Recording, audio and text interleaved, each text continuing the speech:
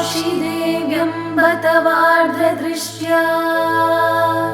मूकः स्वयं मूककवीर्यदासीत् तथा कुरु त्वं परमेश जाये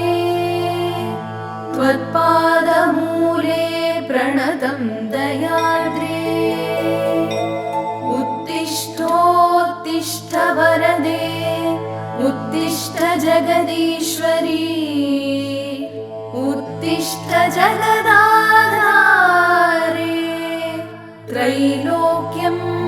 मङ्गलं कुरु शृणोषि कच्चिद्ध्वनिरुत्थितोऽयं मृदङ्गभेरी पटहानकानां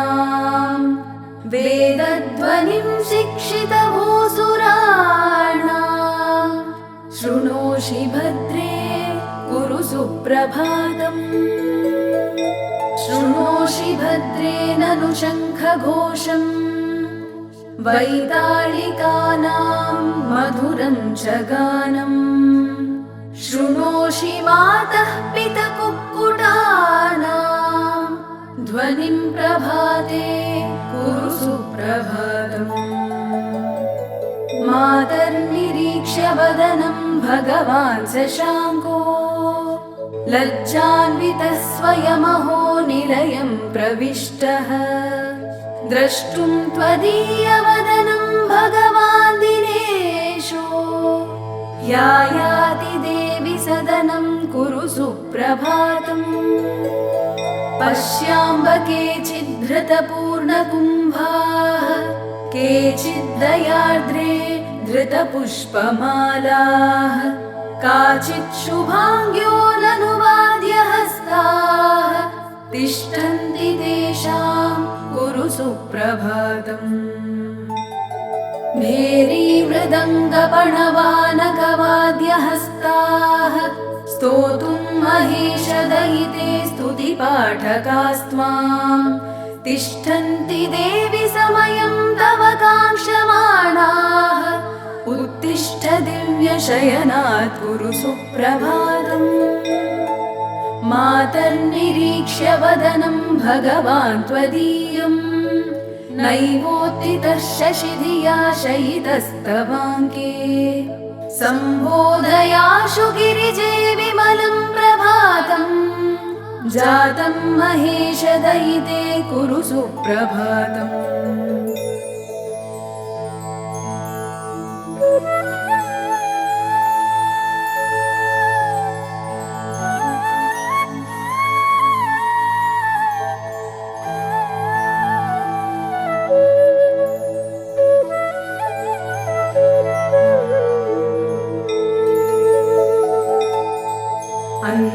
अन्तश्चरण्यास्तव भूषणानां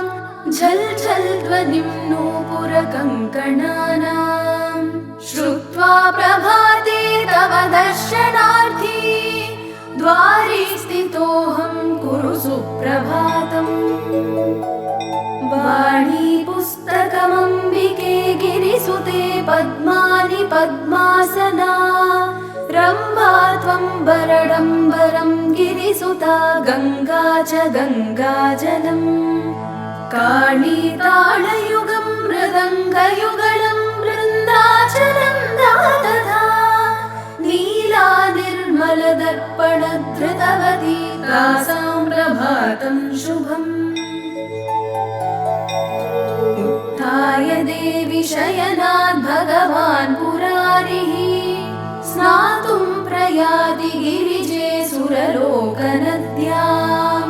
नौको हि गन्तुमनघे रमते दयार्द्रे उत्तिष्ठ देवि शयनात् कुरु सुप्रभातम् पश्याम्ब केचित् फलपुष्पहस्ताः केचित् पुराणि पठन्ति मातः पठन्ति वेदान् बहवस्तवारे तेषां जनानां कुरु सुप्रभातम् लावण्यशेवधिमवेक्ष्य चिरं त्वदीयं कन्दर्पदर्पदळनोऽपि वशं गतस्ते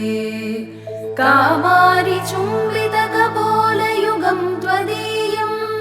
द्रष्टुं स्थिता वयमये कुरु सुप्रभातम् गाङ्गेयतोयमम बाह्यमुनीश्वरास्त्वां गङ्गाजलैः स्नयितुं बहवो घटांश्च धृत्वा शिरस्सु भवतीमभिकाङ्क्षमाणाः द्वारे स्थिता हि वरदे कुरु सुप्रभातम् मन्दारकुन्दकुसुमैरपि जातिपुष्पैः मालाकृता विरचितानि मनोहराणि माल्यानि दिव्यपदयोरपि धातुबम्ब तिष्ठन्ति देवि मुनयः कुरु सुप्रभातम्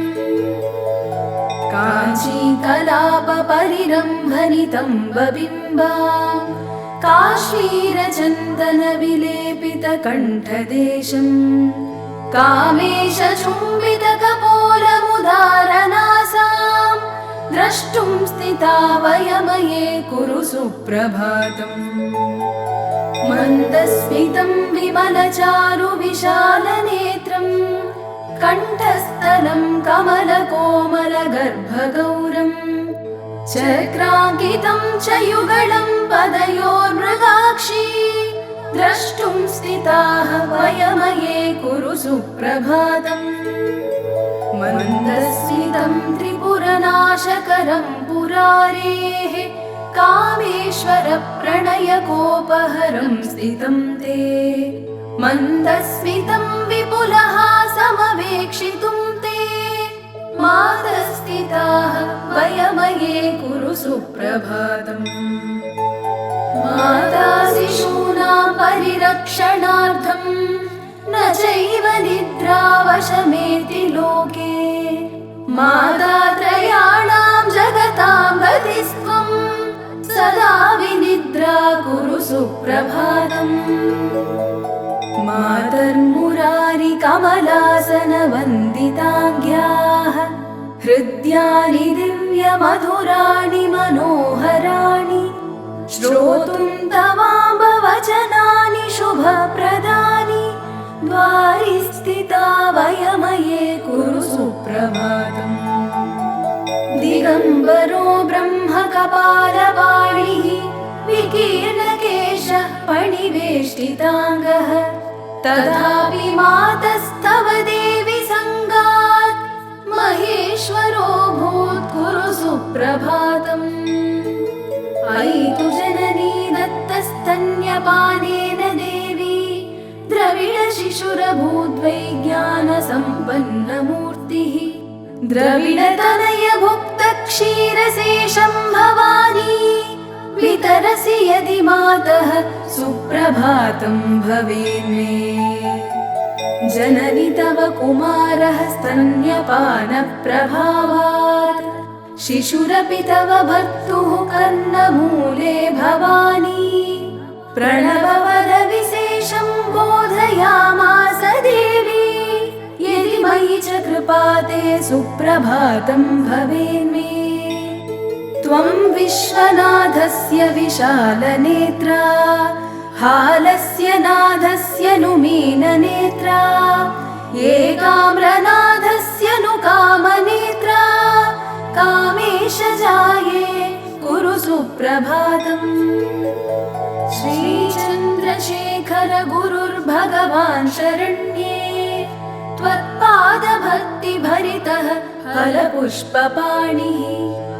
एकाम्रनाथ दयिते तव दर्शनार्थी तिष्ठत्ययं यतिवरो मम सुप्रभातम् एकाम्रनाथ दयिते ननु कामपीठे सम्पूजितासि वरदे गुरुशङ्करेण श्रीशङ्करादिगुरुवर्य समर्चिताङ्घ्रिं द्रष्टुं स्थिता वयमये कुरु सुप्रभातम् दुरितशमनदक्षौ मृत्युसन्तासदक्षौ चरणमुपगतानां मुक्तिदौ ज्ञानदौ तौ अभयवरदहस्तौ द्रष्टुमम्ब स्थितोऽहम् त्रिपुरदलनजाये सुप्रभातं ममार्ये मातस्तदीयचरणं हरिपद्मजाद्यौः वन्द्यं रथाङ्गसरसीरुहशङ्खचिह्नम् द्रष्टुं च योगिजनमानसराजहंसम् द्वारि स्थितोऽस्मि वरदे कुरु सुप्रभातम्